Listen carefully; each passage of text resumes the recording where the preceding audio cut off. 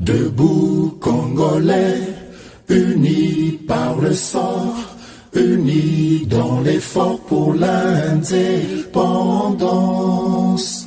Dressons nos fronts, longtemps courbés, et pour de bon, prenons le plus bel élan.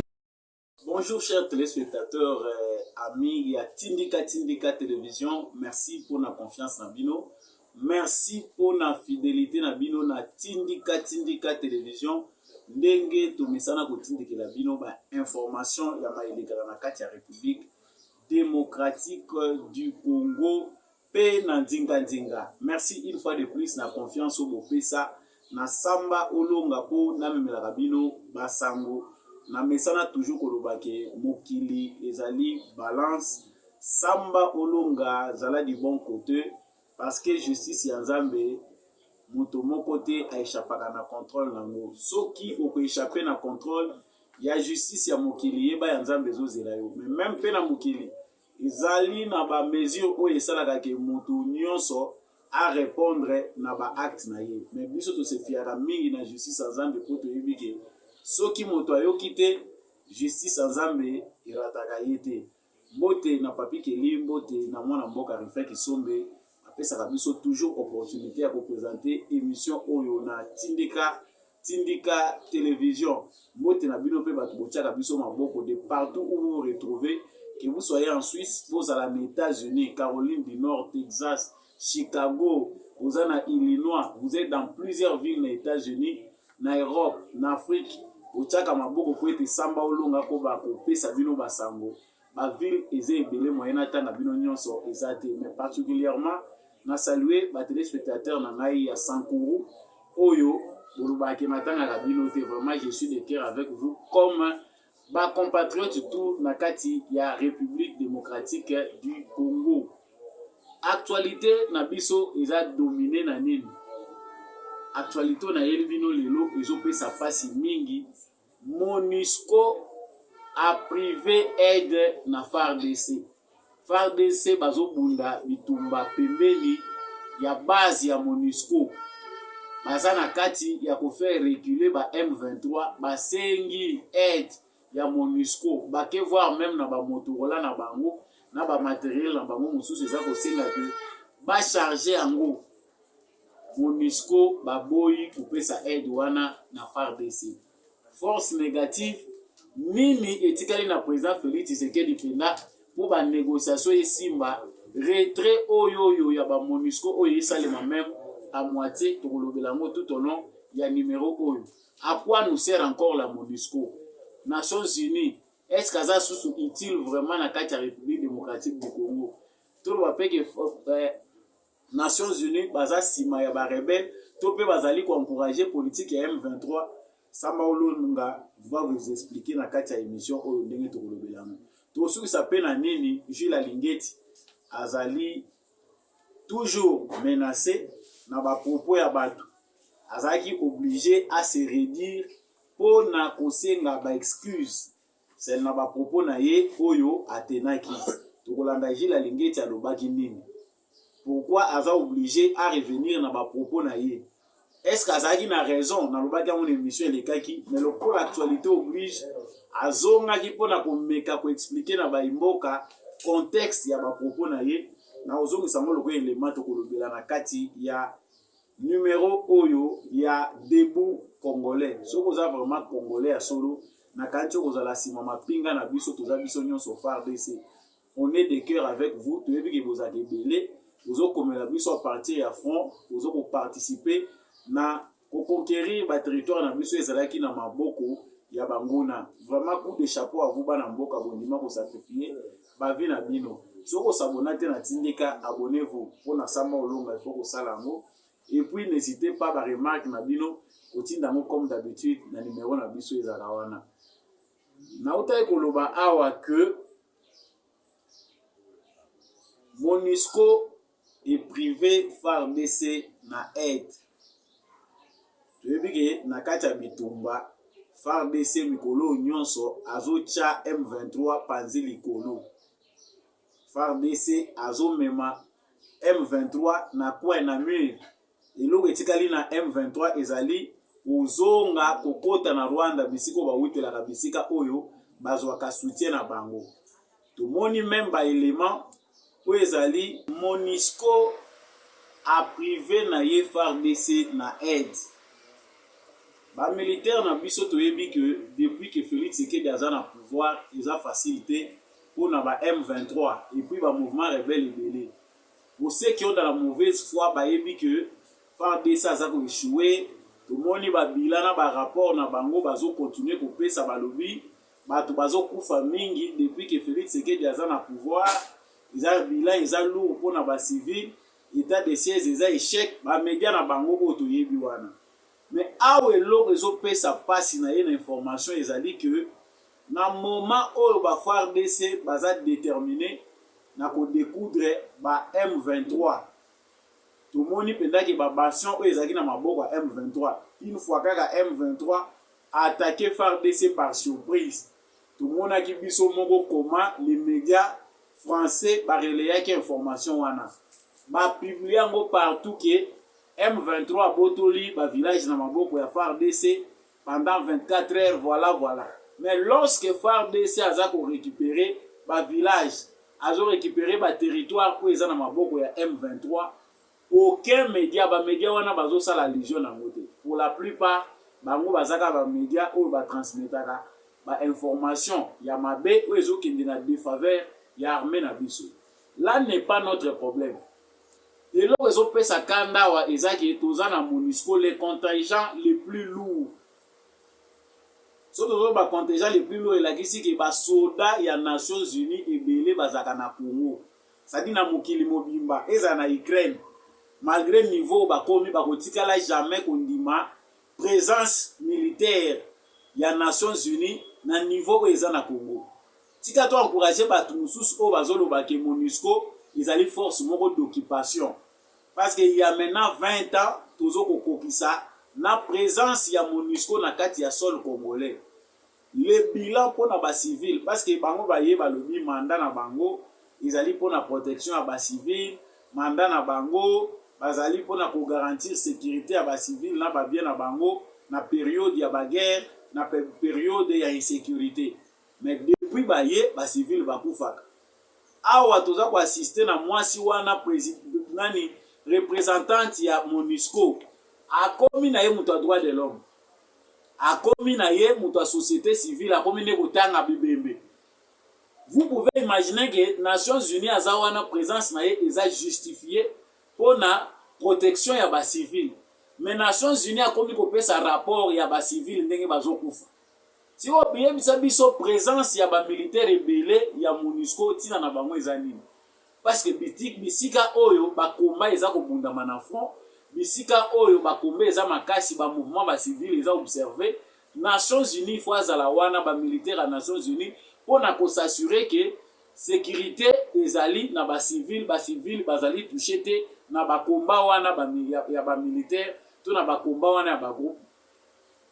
Mais ce qui est dommage puis préjudice pour la biso ba congolais ezali que batu ya Nations Unies bazo continuer kozwa ba congolais le roi ba bololé. Parce que Félix Tshisekedi ne peut pas dire ouvertement à déclarer guerre contre les Nations Unies. C'est nous congolais na conscience na biso ne faut tout ba na ba vérité de toujours le bango boyo. Le bilan des Nations Unies présence na bango eza inopportune na kati ya République démocratique du Congo. Quand on a la bilan na bango tozo tala côté ba uta na ba rébellion. Il n'y a pas longtemps, on a parlé de militaires oyo bazo kanga ya MONUSCO, bazo ke na côté ka ba tenu ya FARDC. Ba militaire ya Nations Unies na kati ya MONUSCO awa na RDC bazo kenda na bango ko collaborer na ba mouvement rebelle. Nous savons que cette administration là est déjà pourrie. Musala na bango ba yeli na Congo, musala na bango ba salaka, ezali a regarder biso na ba chaîne ya insécurité. Mais là où les bas blessent, c'est là où on a eu l'actualité dans l'émission, ezali que mukula lobby MONUSCO a privé FARDC de l'aide. Les FARDC bazana kacha ko repousser ba M23. Ba se rendre compte ba pareil na bango il faut ba charger ango ba moni que non base ya MONUSCO ezali a pembeni. pour contribuer aussi longtemps que ceux qui nani Fatou oyo ya Bensouda oyo ya nani ya na bakutu Fatou Bensouda mama oyo azali ko représenter Nations Unies na Congo alobi bien que MONUSCO a participer na opération ya batrak tango FARDC na armée ougandaise basaliaki ao tomoni mwasi wana kimi mbangu tina Uganda ake kosenga note poko kosala ba opération bongo te il faut biso pe tosangana tosala ba stratégie d'ensemble to participer na ba action wana Uganda baboyaki po bayebi mission oyo MONUSCO asalaka na kati ya sol congolais. Les Ougandais ont refusé jusqu'à tel point que mwasi wana a voyagé à Ketie pa Museveni na lobi niet biso tosala makambo na biso na ndenge na biso bino pe bo continuer mission na bino na ndenge na bino bazongi awa maintenant ekomi makambo ya M23 toloba nanu ntango bango bazo privé FARDC na aide c'est que baza côté nini. On comprend ici clairement que MONUSCO ezali force moko négative na sina lobango na ba mission ebela le président Félix Tshisekedi joue sa diplomatie aza ko jouer politique na ye poto se séparer na ONU en douceur mais o ekomi koleka aller jusqu'à privé batou d'aide pendant que boye pona aide na mboka wana.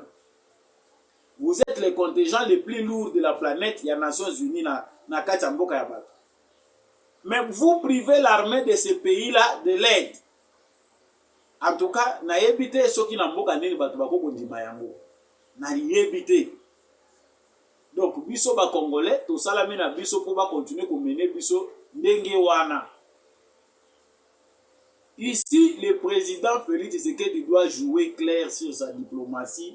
2024 les musika parce que processus au bazoloba awa non processus il y a au départ il y a MONUSCO il faut ça les en fonction il y a évolution à situation sécuritaire sur le terrain ce qui te montre que évolution eza malamu mais si mtokoyeba ndenge nini ya ko accélérer na processus wana ya retrait ya ba militaire MONUSCO na ba personnel administratif. Donc, pendant qu'ils sont en train de jouer la diplomatie, que tous ont observé toute la évolution de la situation sécuritaire, baza en même temps qu'on crée insécurité pour que bah justifie la présence na bango. Récemment, les rapports il y a MONUSCO, la représentante il y a secrétaire général il y a Nations Unies ils ont dit que la situation sécuritaire est inquiétante pour les civils, il y a trop de mouvements, les groupes rebelles sont en colère. L'état de siège a émis la réalité belé donc bango baza na rapport na bango baza na kati ya kopesa na niveau ya Nations Unies pour la situation na RDC ce qui fait que bango sur le plan ya Nations Unies tant bakozonga lisu bavanda pona kolobela likambo ya RDC ils sont obligés ya kozonga toujours na ba décision na bango que situation locale s'améliorer te nous repoussons encore le mandat de la MONUSCO. Awa ba collaborateur ya président ba membre ya ba société civile parce que le président de la République peut être à fond de par sa diplomatie pona ko boya bitumba ile kebele ozobunda na bandoki baza ya kati ozobunda na ba prédateur ya libanda ozo asu bitumba na Nations Unies c'est ce que le président ne peut pas accepter akoko ndima ngote na minute des fois tozana mapasi ya ko comprendre l'action à président de la République. Mais pas si autres gens n'ont pas comprendre le président de la République, ils appellent que c'est justifié par rapport à la logique et à la puissance. État n'a besoin de la malmener, n'a pas établi à travers le monde. Le président de la République, devant les Nations Unies, déjà, à l'oba qui souhaite à l'obi boyede biso déjà d'une part. Mais, tous les sous-soutés vraiment n'a besoin, il y a pléthore, il y a bélément, n'a bino bouton d'ici par la biso. Mais, Moussala Yango, il y a un mouvement citoyen, il faut ça. Moussala yango société civile ya solo faut ça la activiste à droits humains et loko yo MONUSCO asali il fallait telemisa bato société civile congolais et telemisa bato ba droits de l'homme ba mouvement citoyen bozoko ça soki ya solo vraiment bozali ba mouvement citoyen solo mais c'était ça l'action qu'il faut condamner. Mais malheureusement tous en a bato oyo baza ko prétendre ko défendre ba congolais alors que l'objectif n'a pas été de créer insécurité. À la lire où vont les choses, le président de la République va souffrir parce que les Congolais tokokoma ntina niveau ko se soulever contre force wana eza sous politique ya clarté ya Nations Unies ya kocontinue aka kogarde bacongolais na bachaîne ya modèle oyo. Ça ne se justifie dans aucun pays du monde.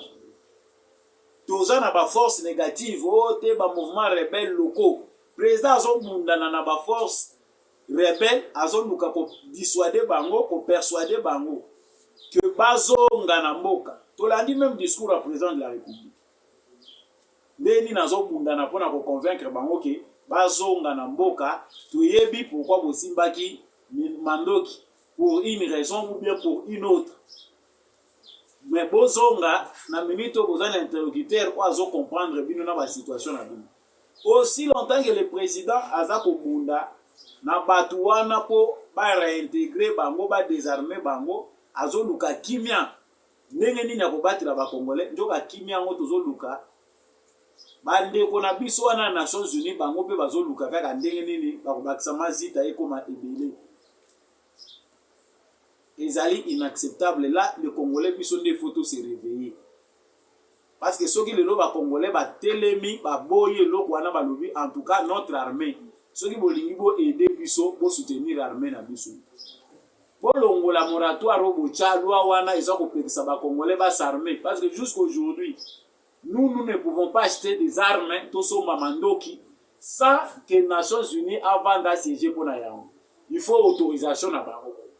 Balobi ki eza so embargo te eza statut moko particulier ezo sala ke RDC soka lingi kosomba mandoki il faut alekela nanu par Nations Unies ba étudier demande wana. Pourquoi kotia biso na statut wana? Nous sommes en proie à des rébellions. Tous allés menacés par des pays qui pensent qu'il faut instabilité dans le Congo pour que bango va continuer à exploiter biso. Mais notre pays malheur est que batouana ba vandi ba créer biso na ba loi. Combien ya ba loi où ils ont voté dans les Nations Unies pour na makambo etali RDC. Ba décret boni soki pe ba benga nini ya Nations Unies soki numéro 00 to kanga ba numéro to limba et apporter solution. Donc nous sommes encore sous embargo to koloba ki ezali na embargo sur les armes.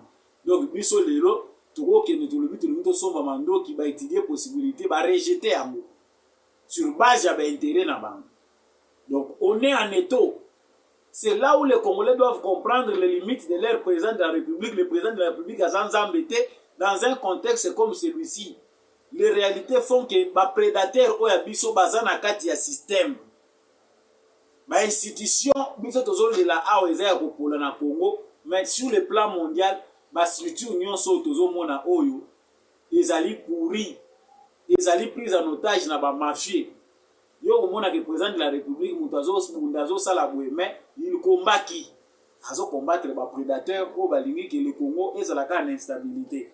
Aujourd'hui ils ont leurs amis à l'intérieur. Mazaka na besoin que makambo wana et continuer comme mandenge wana po bango va continuer ko bakisa ba compte na bango en banque. To la muka s'il faut compter sur Félix Tshisekedi na tout. Nous allons retarder notre changement. Et ça passe pour la biso parce que jusque-là, nous ne contentons pas de l'essentiel. Tous autres attendent à s'informer sur la situation en Boka Nabiso. Pourquoi pendant toutes ces années, tout ça pour évoluer? Les raisons sont internes et externes. Nandenga kati ezali bozo banabiso, bandeko nabiso, oyo corrompus ont accepté de vendre les pays, ont accepté le système oyamabe. De l'extérieur, tous les victimes d'un complot. Na beta kasete mikolonion sur le belaka makambu. Il y a sécurité à l'est du pays que tous les victimes d'un complot international. Ces complots-là, il y a un peu de comme si ça va pas na biso.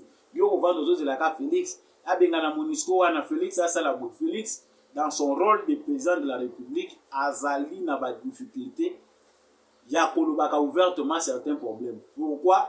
Logique où ils allaient corriger par relation à monde, ils allaient logique y a puissance.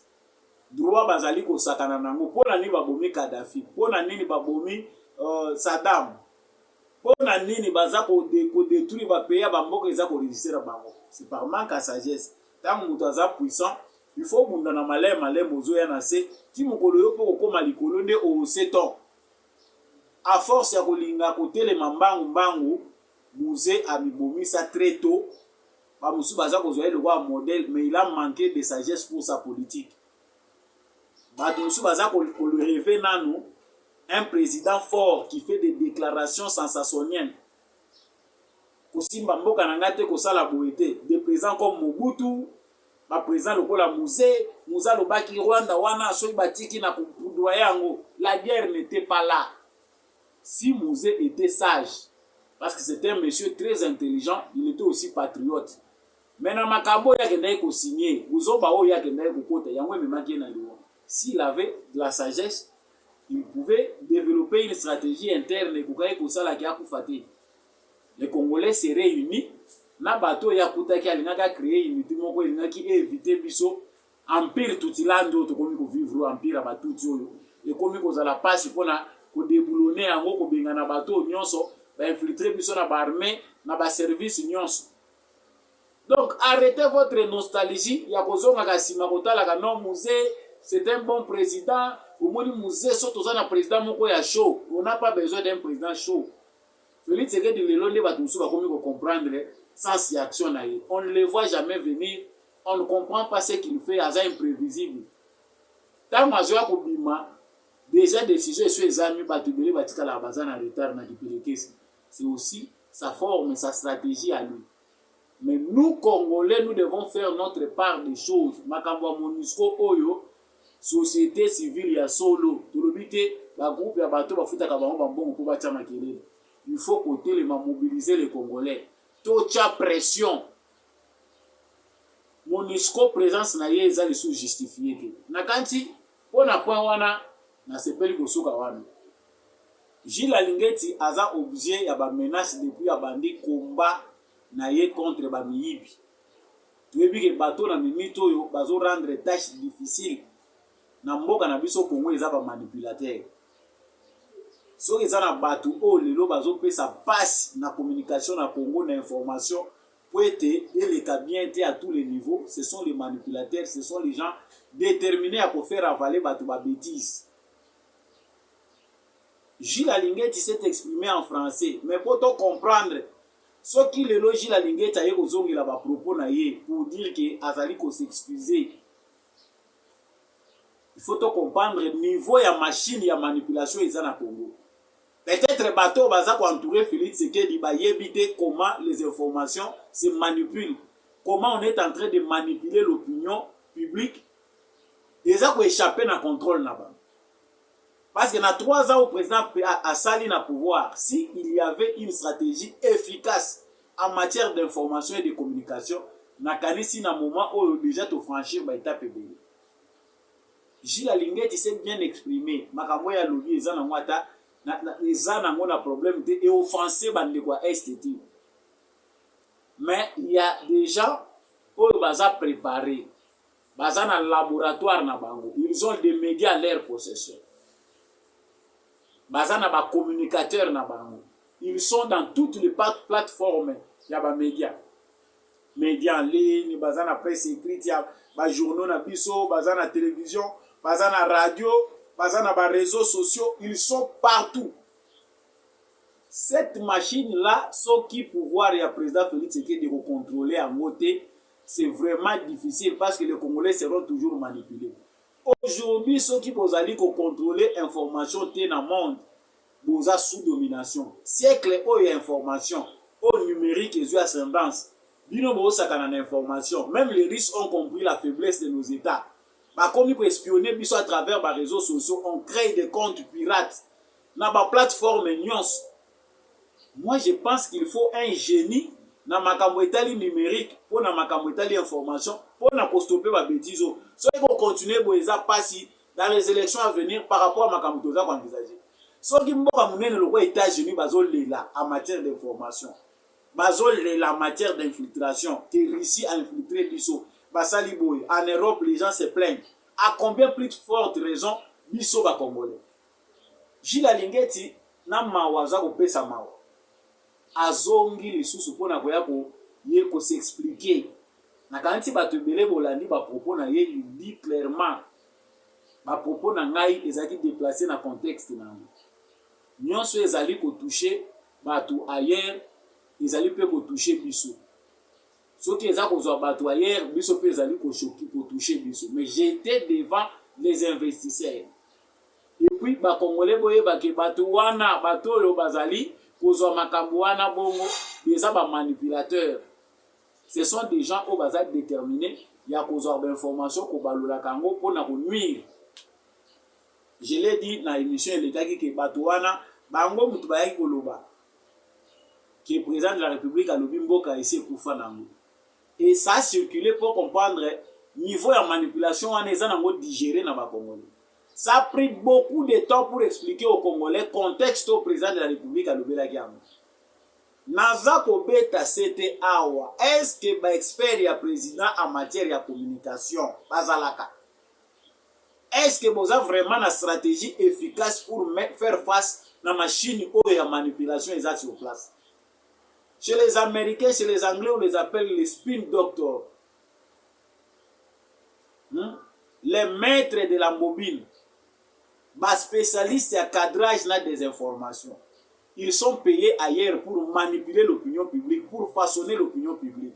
Ils ont un salaire bien planifié. Des psychologues sont là,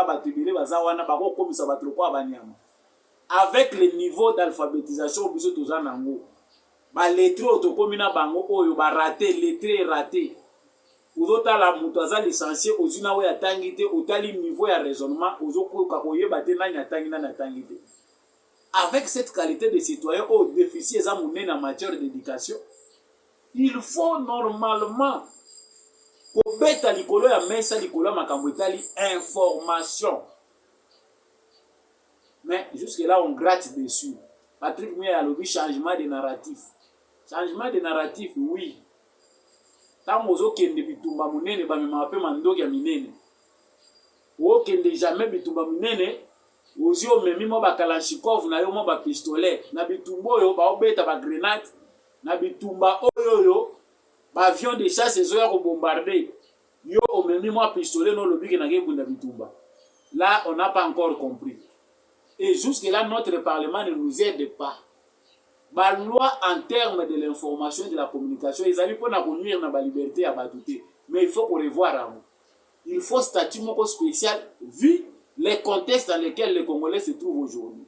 Tous ont menacés par rapport au pouvoir d'information. Parce que nous avons un quatrième pouvoir.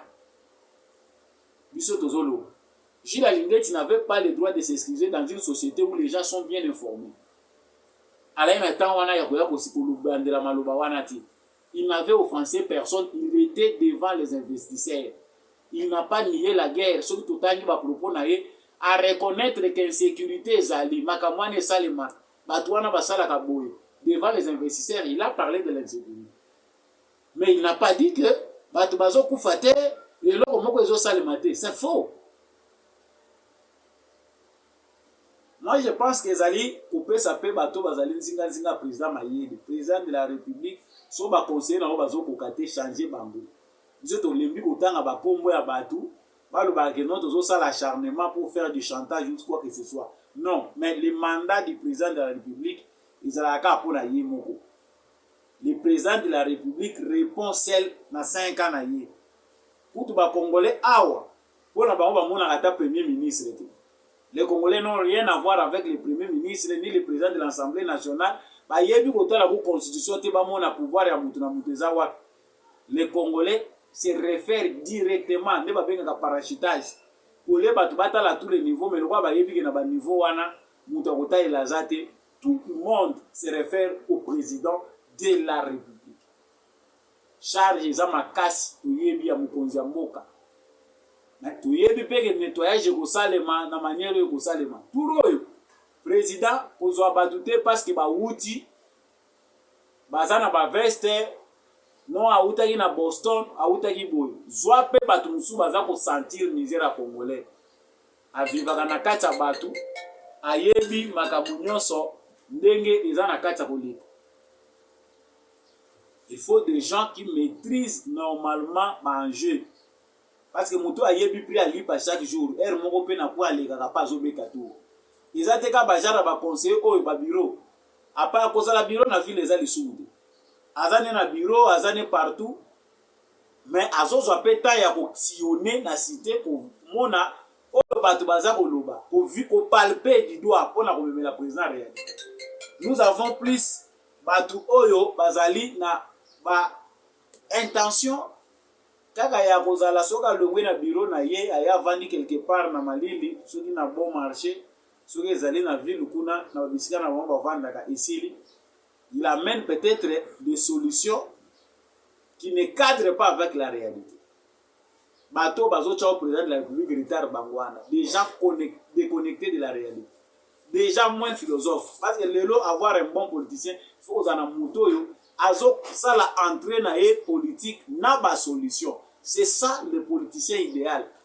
Politicien tous en besoin na Congo eza politicien oyo aye na ba solution et non un opportuniste ou à trouver na ye nzela ko ça la politique parce que azo faire partie na bato balita qui na partie ya président de la République.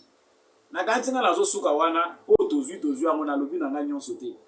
Biso nyonso photo tele ma machine ya corruption na ya manipulation eza ya makasi. Et puis chaque jour qui passe bazali pe ko bakisa ba mesure na bango. So yo osepeli na yo pourquoi ya na machine wana etali yo meta mo pepe ya makasi iza na ba nzeto elala libela. Iza ba musu pe memamaka na mopepe wana so mopepe leki ezongi etelemi. Matiti musu elala kotika la kotele mate ata oteli yango support elali libela. Yo moko luka catégorie place oyo kotelema. Merci ezalaki ya bino mwana mboka Samba Olonga soko sepelaki na numéro oyo nakanisi repartager mon voisin nakanisi kotia commentaire na yo nakanisi pe osaba remarque ndenge mesana kosala soko sepelaki na ngote on reste congolais. C'est dans l'unité, dans l'amour que nous allons construire notre pays qui est le Congo. Merci l'équipe technique. Il y a Tindika, il y a Ndeko Rabi, Ndeko Biou, Bazaki na technique pour émission Oye Komela Bino, na Pesibino, au revoir. Tout le monde ami prochainement.